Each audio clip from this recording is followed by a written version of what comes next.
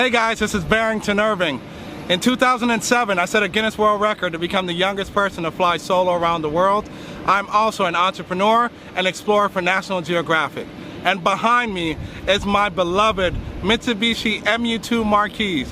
Built in 1982, this thing is a speed demon, but it's a very capable, robust airplane that I love to fly. Yes, Mitsubishi mates an airplane. This is the Mitsubishi Heavy Industries MU2. They were first built in 1963 and continued until 1986.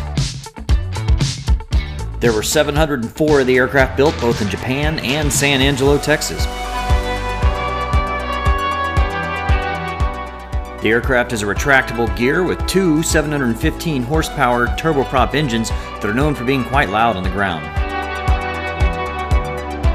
The MU2 has a roomy pressurized cabin, and Barrington's updated this aircraft with advanced avionics from Garmin.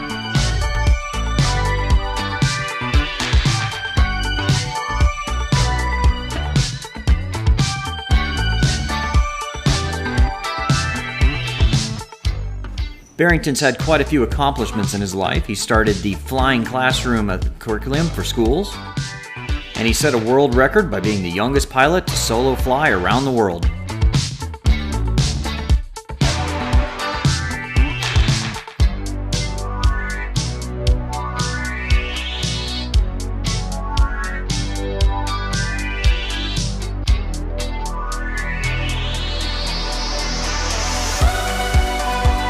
In this video, we're going to talk to Barrington and then take his airplane up in the air.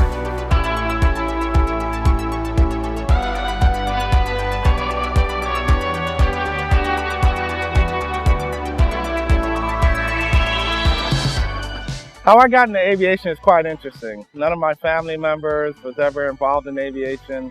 I always thought aviation was cool, but to be quite honest, I grew up less than 2 miles from here, a really rough neighborhood, right here in Miami, and I thought aviation was cool, but I didn't think it was accessible.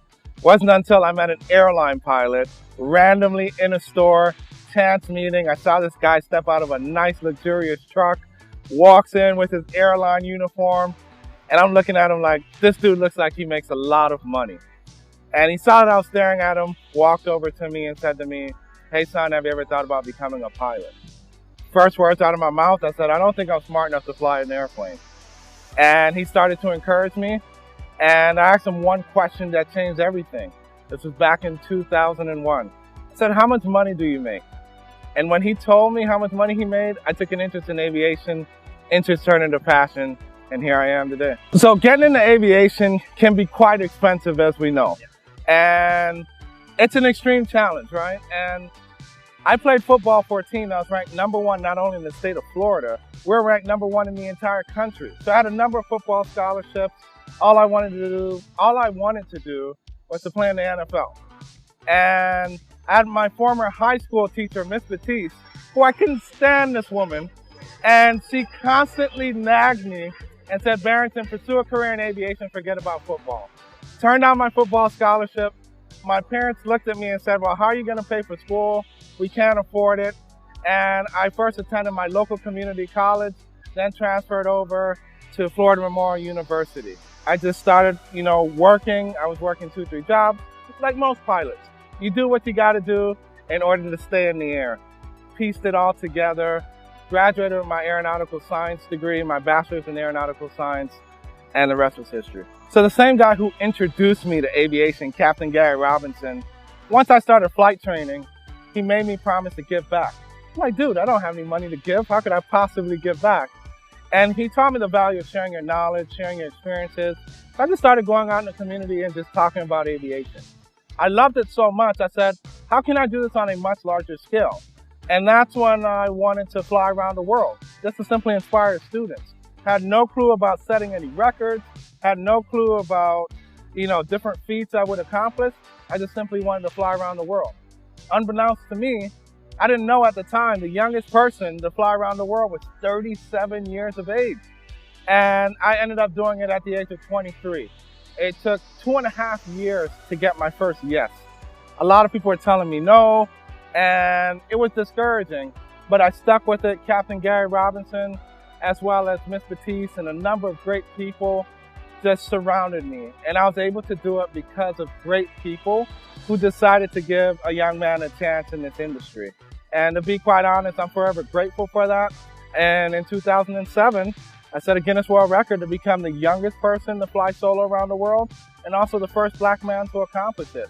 I set a number of other speed records. I did this in a Columbia 400 aircraft, and I love that airplane. And to be quite honest, that airplane did a solid job to get me around the world. My flight legs sometimes were as long as 13, 14 hours. I modified the airplane where I took out 3 of the 4 seats, put in an extra 75 gallons of fuel, and I was able to fly 1,700 nautical miles on average. When I did that flight around the world, I was still stuck in that era where small airplanes didn't have XM satellite. And if you did have the XM satellite, it certainly didn't work, around the world. And the other issue I had is I had no weather radar, no de-icing, and it was extremely challenging. The flight took me 97 days, 145 flight hours, and I made 27 stops in 13 countries. So this airplane I'm standing in front of, it's a Mitsubishi MU-2 Marquis. Now, Mitsubishi Heavy Industries designed this airplane for the Japanese military. This is an amazing airplane, and to be quite honest, it's a plane that's misunderstood. I have tremendous appreciation for this airplane because it allows me to accomplish my mission, honestly, in a number of different ways. I'm able to carry 6, 7 people easily, 600-700 nautical miles. I'm also able to cruise at 290, 300 knots. This airplane literally flies just like a jet. I also have a type rating in a Hawker 400 XP. A lot of people don't know this, but the Hawker 400 was designed based on this platform. You see, the Mitsubishi MU-2, first they came out with the turboprop version, and then they transitioned to the Mitsubishi Diamond, which then became the Beechcraft, which then became the Hawker 400. And they literally fly almost the exact same way. The MU-2 flies just like a jet. This is not an airplane that you're a weekend warrior and every now and again you fly. You have to be very proficient. In order to be certified to fly this airplane, you have to complete what's called an SFAR. So once a year, you go into training. It's very similar to a type rating, to be quite honest, but there's a certain way you fly this airplane. There's a certain way you must fly this airplane. This isn't an airplane where you make up procedures, or if you have an emergency, you just do it the way you'd like. This plane literally flies very similar to most jets, where there are procedures you must follow. And if you don't follow the procedures, you're gonna get in trouble. And with all of that said, I love this beast. This thing is rugged, it's capable, I can get in the short fields, I can get on the grass strips, gravel strips. The plane was honestly built in a robust and rugged manner. It's just amazing that a plane that was built back in 1982 can still outperform most turboprops till this day. Let's compare it to a Citation 1, a CJ1. Yes, I might not have the ceiling of a Citation 1, but I can get up to 28,000 feet. With RVSM limitations, the actual true altitude max ceiling is about 31,000 feet in this model of the MU-2. I can go further, I can carry much more. Now I can't do it as fast, but you're only talking a difference of maybe 20, 30 knots. And it just provides tremendous capability. This airplane also competes with the King Airs. The B200 is a common competitor. Those airplanes are cruising around somewhere, let's say 240 knots, 260 knots or so. This aircraft just goes much faster, and it just meets a niche. So I use this airplane to conduct some of my expeditions. So I have a company called the Flying Classroom, and I also have a nonprofit organization called Experience Aviation. And I'm also an explorer for National Geographic. And I sell curriculum to schools all across the nation. Sometimes you have schools located in major cities. Other times you have schools located in remote regions of the United States. This airplane can honestly get me in and out of there very efficiently and easily. I can get into 2700 Strip Airport with great ease in this airplane. I also utilize the MU-2 to conduct a lot of my expeditions. I'm able to carry researchers, film crew, scientists, engineers to go out and film expeditions in a number of different parts around the world. A few years ago, I decided to launch a company called the Flying Classroom, where I literally transform our airplanes into a real-life magic school bus. The whole reason for wanting to do that is because a lot of kids, when they're sitting in class, they ask themselves a question, when will I ever use this in life? How does science, math, engineering, all these subjects I have to learn, when will I practically utilize it in life? So we decided to utilize aviation as our vehicle to go and explore these things that they have to learn in real world relevance. So we travel to a number of different continents and where we conduct expeditions. So for example, students have to learn about the atmosphere. Well, we did a high altitude jump from 31,000 feet. Students need to learn about DNA. We traveled to Palau and we worked with sea snakes, collected their venom and DNA and show how you can fight against heart attacks, heart disease, and high blood pressure. Students need to learn about the digestive system. We traveled to Israel and I swallowed a camera pill to give kids a virtual tour inside of my body. You know, one of the most amazing things about our industry as it relates to aviation is it's one of the greatest playgrounds on earth. And if I had a group of 20 kids here right now, none of them may not want to become a pilot, or maybe only a few of them may want to become a pilot. But guess what? Every single one of them is going to look inside of an airplane. And that's the power we have in our industry, where it's captivating and it's engaging. So our Flying Classroom curriculum is in over 600 schools across the United States, from Florida to California, Detroit, Pittsburgh, Texas, Tennessee, Georgia, and we've just been growing like crazy. Anyone who has interest, feel free to visit flyingclassroom.com. And basically what we do, we take core subject matter students have to learn, and we transform it into meaningful learning a teacher can utilize in the classroom. Helps to supplement learning, engage students, and we challenge them through project-based learning. Under my nonprofit Experience Aviation, we challenge kids to build airplanes and build race cars. It's actually pretty fascinating to take students with no prior background in these fields, and we challenge them to build airplanes, build race cars, and do some amazing things. And that's part of my nonprofit, experienceaviation.org. Can't wait to take you guys up on a flight in the Mitsubishi MU2. This plane's just amazing. It's honestly the Ferrari of the skies. When you look at... A little hot down in South Florida. Yeah, it is. All right, ready? I'm ready. Clear on your side. I already gave him a warning. Clear, right? All right, I'll turn on my beacon light.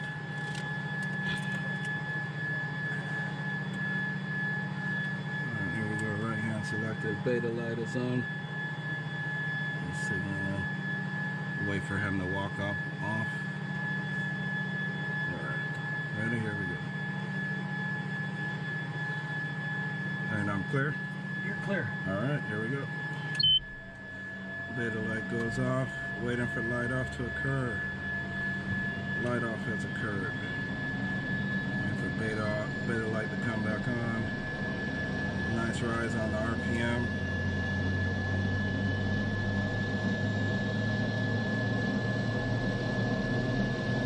Always keep my hand here in case there's a hot start. She's pulling up nicely.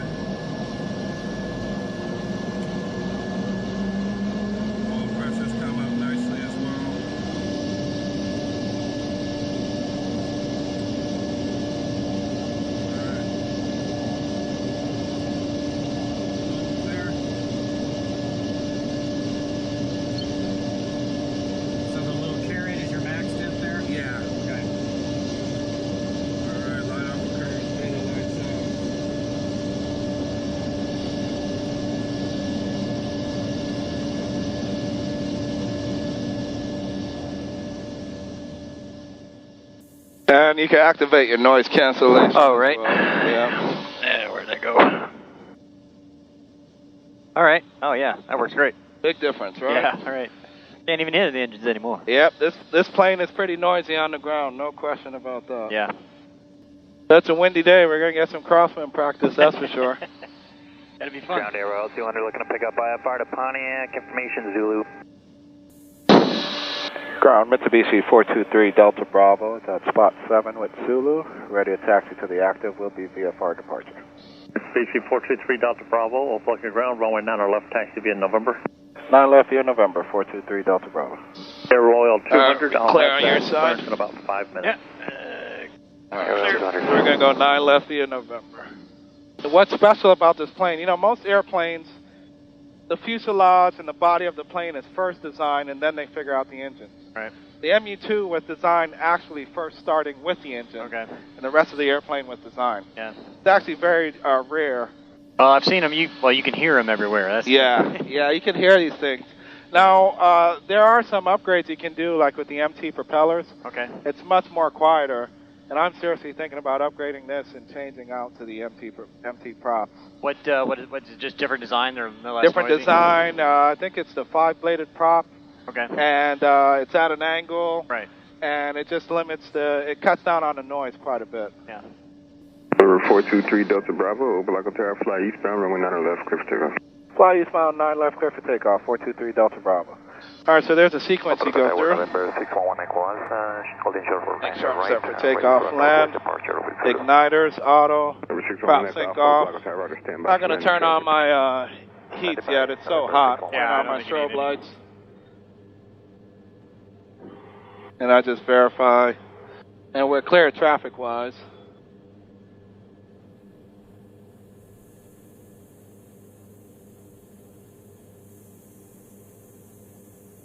Up, sorry. I'll line up on the center line here. Ready for takeoff. I'm looking for both beta lights to go out. They're out. Pushing for 90%. Can I make this a touch and go instead and then head back to approach?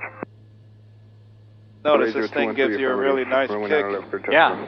Clear touch and go 9 left, 80213. It's 750 horsepower aside. Wow. So coming up on 100. To keep that in there. 611 Echo Alpha, fly eastbound for now, runway 9 nice and right, smooth. clear for takeoff. Clear for takeoff, 9 right, and I'll take over. All right, gears coming up. 611 Echo Alpha. Yeah, it's a little quieter in flight, I think. Oh, yeah. Yeah, much quieter. Gonna go to flaps 5 now. Phoenix Air 41, runway 9 right, clear touch and go. Runway. Pretty windy today. Yeah. Phoenix Air 41.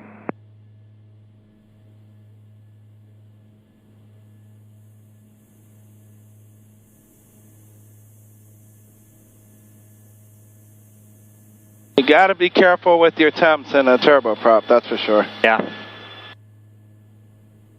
No need for us to speed too fast here. We're gonna be at a low altitude. But right now, I was doing about 1,600 feet a minute. Yeah, that's pretty good. 423 Delta Bravo, Yeah, frequency still change approved. Frequency change approved, 423 Delta Bravo. Yeah, you're still doing 1,500 feet a minute? Yeah. Nice. Yeah, it's kind of nice out over there. Yeah. We'll get over the bumps shortly. It's a fun plane to hand fly. Yeah. And so you take this all over, promoting or working or doing the work for flying classroom? Oh yeah, this is the rugged beast you need, you know, for missions where you're flying, you know, 500, 600, 700 miles. Well, a lot of times, you know, say you are going to a smaller town where the closest airline service is an hour and a half drive away. Correct. Then you got to go to the airport here 2 hours before, take the flight. Then you got to rent a car, do something. And whereas, you know, so you're by the time you get where you want to go, it's 5 or 6 hours. That is correct. And then in this, you just fly there 2 hours later, you're straight there. Yeah, with airlines now, with the hub and spoke system, it is very, turn left northbound. it's challenging. Yeah. It's challenging because you're literally going to waste half a day or pretty much a full day. You know, it could be as simple as Jackson, Mississippi. To go from Miami to Jackson, Mississippi, you're going to waste 8 hours. Yeah. Wow, that's a nice pool down there. I've never seen that. Oh, yeah. It's like a little beach or something. Yeah, probably some theme park there. Now, Phoenix Air 41. 213, roger. Phoenix Air 41. That's a windy day in South Florida. Yeah, but it's beautiful. I mean, look Yeah. at the beach down there and everything. That's great. Right on the water. So before I make this turn going southbound, looking for traffic, I like to stay at kind of an odd altitude out here. Yeah. You know, so I'll stay. I see one airplane below us. Start a nice turn. November 611 Echo Alpha, fly Yeah, well, you know, there's so many people out doing sightseeing stuff out here, right? Yeah. And banner towing and all that. Maybe not today with the banners, it's a little windy, but... They'll probably cruise somewhere around 22, 2,300 feet. Stay underneath the Class Bravo. Uh-huh. Stay in an odd space as well. Man, that's a beautiful shot down there. That's great. Yeah. So what's one of the cooler, things like for expeditions you've done in this? Oh, goodness. Recently we did cave diving. Oh, really? Oh, yeah. Dove in some blue holes. Where was that? And this was in Marsh Harbor, Bahamas. Uh-huh. And that was just quite honestly, that was a rewarding thing to do. Yeah. To be quite honest. That's cool. Yeah, and you know, you're finding prehistoric things and fossils down there, yeah. and it was a very rewarding thing to do. So did you load up people in some film gear and people, dive equipment, film gear? If you know, cave diving is extremely dangerous to do. Right. This was the right plane to do it. We flew the airplane down the beautiful Florida coast from Fort Lauderdale and then returned to the airport.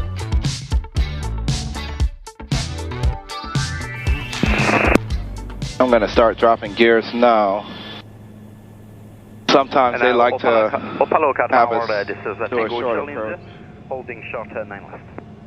Tango Charlie India, I see it in the mirror. Yep. Opaloka Tower, November 682 Delta One Whiskey. safe flight is off. So Opaloka is a fairly busy airport, I guess. Opaloka is very busy. Very busy. Most of the corporate aviation from Miami comes in there. Yeah, your only options really for Lauderdale Executive or Opaloka. Yeah. You have Tamiami, but it's pretty far November 3 south. Delta Bravo, follow the jet traffic on 1 mile final, runway 9 on left, clear to land. 9 left, clear to land. We have that jet traffic in sight, 423 Delta Bravo. Oh, yeah.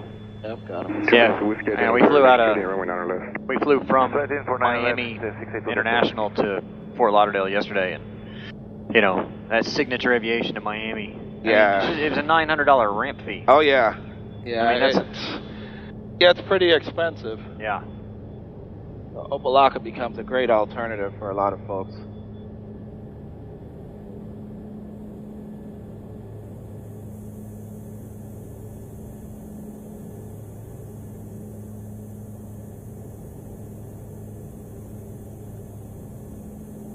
Okay, that airplane has touched down. Head tower, we're headed to customs today for 7 lane pop. 7 lane Papa Roger, turn right, taxiway Charlie, and We got contact gear ground. down, we got flaps 20. Charlie, contact Second ground, 7 lane takeoff, pop. prop sync is off. We have our taxi lights on. During the daytime, it's more than sufficient for Tango 2 and ready for the landing. We'll stay in the pattern doing touch and goes. Number 2354 Echo, Opaloka Tower, Roger, make it right traffic, runway 9 right, runway 12 at Tango 2 clear for takeoff. Right All right, traffic, clear this runway and 9 land. right, runway 12 clear for takeoff, 5 for Echo.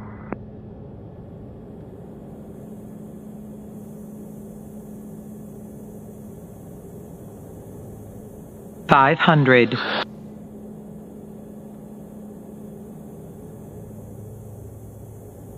Yeah, put in a little bit of work. Right?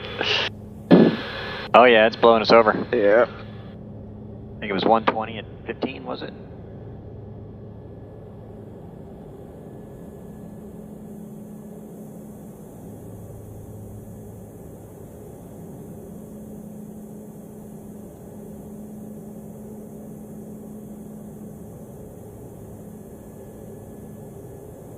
Thing is, you have to be very, very patient with this.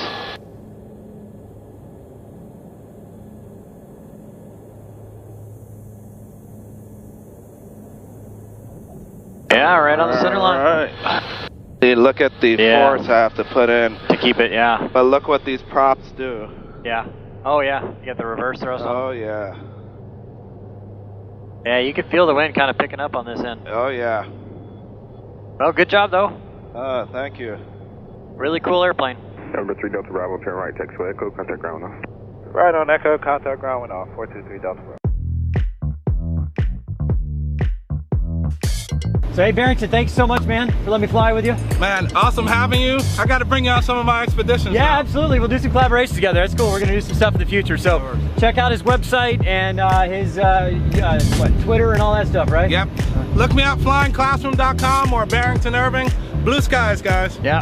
Well, thank you for watching another episode of Flying Doodles. A lot of fun and pretty cool story with him. Pretty cool airplane too. So really, I'm glad we got to do that. If there's an airplane you'd like me to fly, or you have an airplane you'd like me to fly and film on, let's do it. There's a link in the email.